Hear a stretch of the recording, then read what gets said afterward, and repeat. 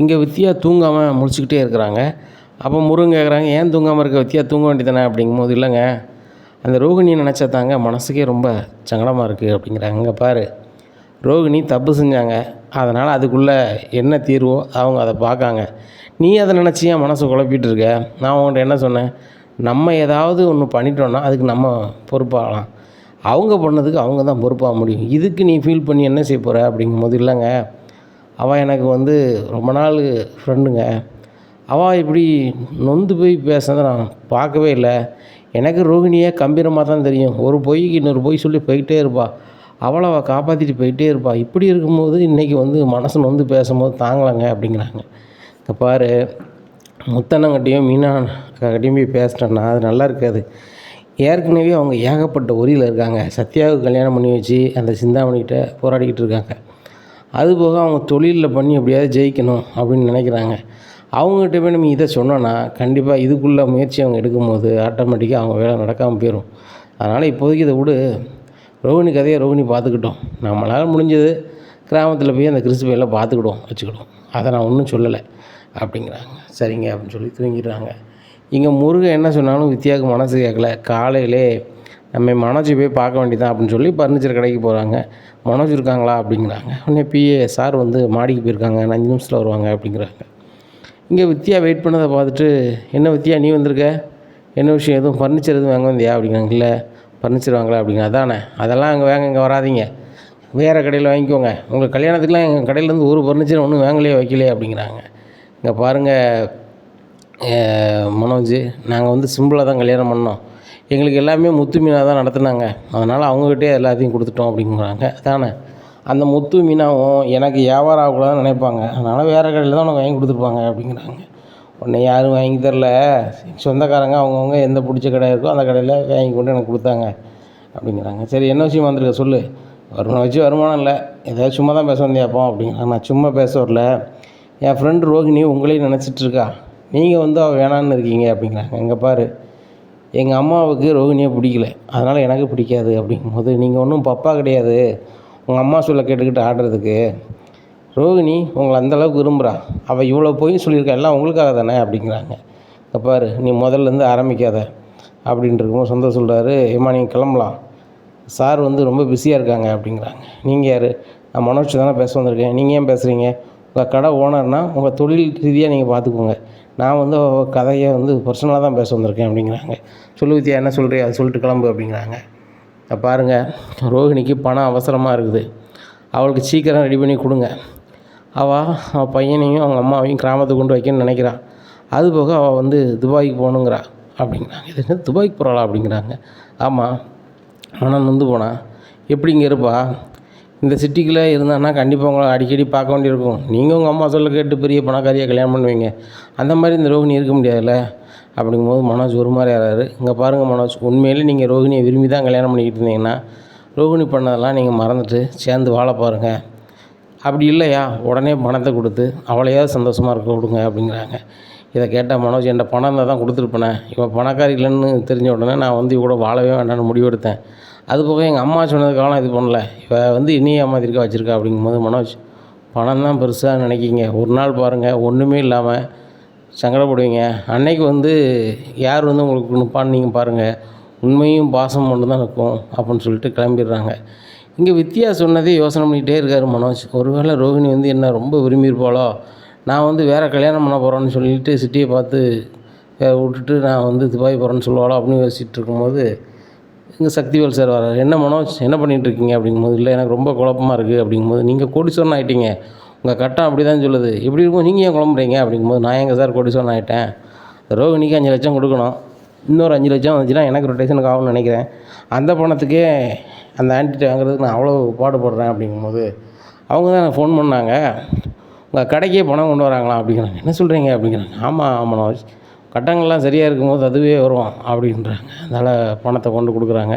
Sakthivel sir, நீங்கள் சொன்ன மாதிரி 10 லட்சத்தை கொண்டு வந்துட்டேன், மாப்பிள்ளை உங்கள் முதல்வருக்கு ரெடி ஆகணும், என்னைக்கு நீங்களே சொல்லிடுங்க, மாப்பிள்ளை பிஸ்னஸ் பண்ணுறாரு, நான் என்றைக்கு தான் வந்தாகணும் அன்றைக்கி தான் வந்தாகணும் நான் சொல்ல முடியாது, நீங்கள் ஒரு நல்ல தேதியை பார்த்து சொல்லுங்கள் அப்படிங்கும்போது, ஆண்டி ரொம்ப நன்றி, இந்த 10 லட்சத்துக்கு தான் நான் ரொம்பவே காத்திருந்தேன், இது வந்த பிறகு எனக்கு எந்த உரியும் இல்லை, ஏன்னா ரோகிணிகிட்ட நான் கொடுக்க வேண்டியதை கொடுத்துட்டேன்னா பிரச்சனையே இல்லை அப்படிங்கிறாங்க. சரி ரைட்டு அப்படின்னு சொல்லிட்டு சொல்கிறாங்க. உடனே அவர் சக்திவேல் சொல்கிறார், நான் கிளம்புறேன், நான் பணம் இது தந்துட்டேன் அப்படிங்கிறாங்க. இல்லை சார், உங்களுக்கு தர வேண்டியது நான் தரணும்ல அப்படிங்கிறாங்க. எனக்கு தான் நீங்கள் எல்லாம் ஃபீஸ் தந்துட்டீங்களே அப்படிங்களா சார், நான் கோடீஸ்வரனாக இருக்கேன், கோடீஸ்வரன் வீட்டில் கல்யாணம் முடிச்சிருக்கேன், அதுக்கெல்லாம் காரணம் நீங்கள் தான். இதில் ₹1,00,000 இருக்குது, வைத்துக்கொள்ளுங்க, நான் பெரிய கோடீஸ்வரன் ஆன பிறகு உங்களுக்கு கோடி கோடியாக தரேன் அப்படிங்கிறாங்க. குட் அப்படின்னு சொல்லி வாங்கிட்டு கிளம்புறாங்க. உடனே மொட்டை சந்தோஷம் பார்க்குறாரு, ஜோசியக்காரனுக்கே ₹1,00,000 கொடுத்துட்டாப்புல நம்ம நண்பன் கூடவே இருக்கும் கடையில், அப்போ நம்மளுக்கும் ₹1,00,000 தருவார் மனோஜ் எனக்கு அப்படிங்கிறாங்க. யோ, நீ தான் என்ன சம்பளம் வாங்கிட்டு இருக்கியா, உனக்கு என்ன காசு அப்படின்னுட்டு இருக்கும்போது கடையில் வேலை பார்க்குறவங்க எல்லாருமே வரிசையாக வராங்க. உடனே என்ன அப்படிங்கிறாங்க. சார், எங்களுக்கு எல்லாருக்குமே 2 மாதம் சம்பளம் தரணும், அதை எப்போ தருவீங்க அப்படிங்கிறாங்க. உடனே ₹2,00,000 சந்தோஷம் கொடுத்து எல்லாருக்கும் சம்பளத்தை கொடுத்துருங்க அப்படிங்கிறாங்க. எப்பா, மனோஜ்கிட்ட சம்பளம் வாங்கியாச்சு, சந்தோஷம் அப்படின்ட்டு போகிறாரு சந்தோஷ். இங்கே ரோகிணிக்கு கால் பண்ணுற, ரோகிணி நீ எங்கே இருக்க அப்படிங்கிறாங்க. நான் எங்கே இருப்பேன், தெருவில் தான் இருக்கேன், உன்னை நம்பி வந்தால் நான் தெருவில் தானே போகணும் அப்படிங்கிறாங்க. என்ன ரோகிணி இப்படிலாம் பேசுகிற, உனக்கு எனக்கு சம்மந்தம் இல்லைன்னு ஆக போகுது, அது போக 5,00,000 வாங்கிட்டு நீ ஒதுங்குவேன்னு சொன்னேன், இப்போ எப்படி பேசுகிற அப்படிங்கும்போது, மனோஜ் இப்போ எதை பேசணுமோ அதை பேசுங்க, இப்போவும் பணத்தை ரெடி பண்ணல, இன்னும் கொஞ்சம் நாளாக ரெடி பண்ணி தருவேன்னு சொல்லிங்க, அதானே, அதுக்கு எதுக்கு ஃபோன் பண்ணுறீங்க அப்படிங்கும்போது, இல்லை காலையில் உன் ஃப்ரெண்டு வித்யா வந்தா எல்லாத்தையுமே சொன்னான், நீ என் மேலே எவ்வளோ பாசம் வச்சுருக்கன்னு அப்படின்னா ரோகிணி நினைக்காங்க. அப்போ இனி நீங்கள் சேர்த்து வாழணும் முடிவு பண்ணிட்டியா மனோஜ் அப்படிங்கிறாங்க. அதெல்லாம் முடிவு பண்ணல, பணம் ரெடி பண்ணிட்டேன், வந்து வாங்கிட்டு போ, எனக்கும் உனக்கும் சம்மந்தம்னு சொல்லி ஒரு பேப்பரில் எழுதி கொண்டு வா, அதில் எழுதி கொடுத்துட்டு போய்ட்டே இரு, நான் பணம் தருதேன் அப்படிங்கிறாங்க. அந்த ஆள் ரோகிணி அதேமாதிரி எழுதி கொண்டு வராங்க. ஒன்றும் பாடிச்சு பார்க்காரு மனோஜ். கரெக்டாக இருக்குது, இதில் 5,00,000 இருக்குது, ஏன்னா நீ ரொம்ப விரும்புகிற வைக்கிறேன்னு சொல்லி அந்த வித்தியா சொன்னான், இதில் கூட ₹1,00,000 இருக்குது, வச்சுட்டு நல்ல மாதிரி இரு அப்படிங்கிறாங்க. மனோஜ், உங்கள் கூட இருக்கும்போது தான் நான் நல்ல மாதிரி இருந்தேன், உங்களை விட்டு போகும்போது நான் நல்ல மாதிரி இருக்க மாட்டேன், ஆனால் கிளம்புறேன் அப்படின்னு சொல்லிட்டு கிளம்பி நேராக சிட்டி ஆஃபீஸ் போகிறாங்க. சிட்டியில் போய் சொல்லுவாங்க, சிட்டி நீ சொன்ன மாதிரி இதில் 5,00,000 இருக்குது அப்படிங்கிறாங்க. நீங்கள் 1,00,000 எடுக்கீங்க அப்படிங்கிறாங்க. இல்லை இல்லை 6,00,000 இருக்குது, நீங்கள் கேட்டது 5,00,000 கொடுத்துட்டேன், ஏன் கடை எனக்கு வரணும், அதை நீங்கள் எப்படி பண்ணுவீங்க அப்படிங்கிறாங்க. இங்கே பாருங்கள் ரோகிணி, என் தொழிலை முத்து மீனாவும் ஒன்றுமில்லாமல் பண்ணாங்க, இப்போ எனக்கு வர வேண்டியது நீங்கள் வர வச்சிட்டீங்க, இப்போ உங்கள் கடை உங்களுக்கு வந்துடும், அதை மனோஜ் வேணால் அந்த கடையை நடத்தலாம், கடை உங்கள் பேரில் தானே இருக்குது, அதை நான் எப்படி கொண்டு வந்துடுறேன் அப்படிங்கிறாங்க. இதை கேட்ட ரோகிணி சொல்கிறாங்க, நீங்கள் கேட்ட 5,00,000 நாங்கள் தரணும்னு சொல்லி தான் மனோஜ்கிட்ட நாசுக்காக பேசி, மனோஜ் உனக்கு எனக்கும் சம்மந்தம் இல்லைன்னு சொல்லிட்டு நான் போனோன்னா 5,00,000 நான் செலவு பண்ண 5,00,000 தான்னு சொன்னேன். எங்கள் வீட்டில் எங்கள் அம்மாவையும் நம்ப வச்சுருக்கேன், என் ஃப்ரெண்டையும் நம்ப வச்சுருக்கேன், அவங்கள நம்ப வச்சதுனால தான் இந்த பணம் எனக்கு வந்திருக்கு அப்படிங்கிறாங்க. நீங்கள் பணம் எப்படி ரெடி பண்ணீங்கன்னு எல்லாம் புரிஞ்சிக்க முடியுது, அந்த சத்யாவுக்கும் அந்த முத்துக்கும் மீனாவுக்கும் நான் தீர்க்க வேண்டிய ஒரு கணக்கு இருக்குது, அந்த கணக்கு இதன் மூலமாக தான் சரி பண்ணணும்.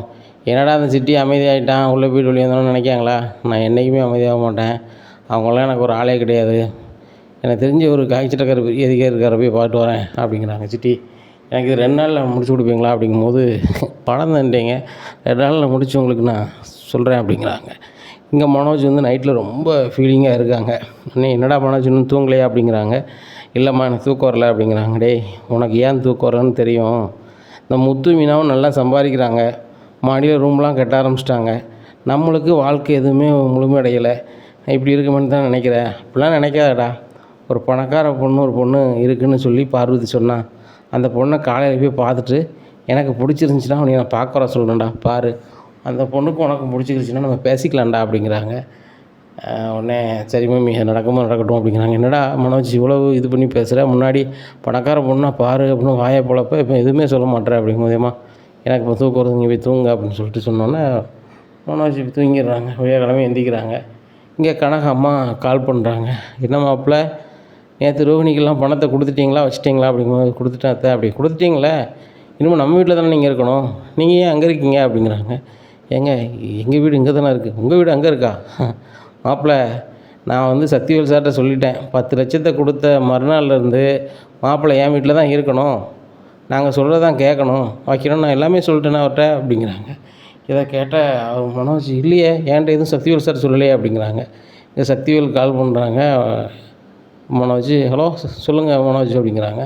இல்லை நீங்கள் வந்து ஆன்ட்டிக்கிட்ட சொன்னீங்களா நான் அவங்க வீட்டில் தான் இருப்பேன்னு சொல்லிட்டு அப்படிங்கிறாங்க. ஆமாம், நீங்கள் வந்து அந்த வீட்டில் வந்து ஹாலில் இருக்கக்கூட இடம் இல்லாமல் அந்த கட்டில் தான் இருக்கீங்க, ஆனால் இந்த தேவிகா அவங்க வீட்டில் இவ்வளோ பெரிய சொத்து இருக்குது, பேசாமல் அங்கே போயிருங்க மனோஜ், அங்கே இருந்தால் தான் நீங்கள் கோடீஸ்வரனாக இருப்பீங்க, உங்கள் வீட்டில் இருந்தீங்கன்னா ஒன்றுமே இல்லாமல் தான் இருப்பீங்க, இல்லை உங்கள் வீட்டில் தான் இருப்போம் நீங்கள் சொல்லிட்டு இருந்தீங்கன்னா உங்கள் கடையும் உங்களுக்கு இல்லாமல் தான் போகும் அப்படிங்கிறாங்க.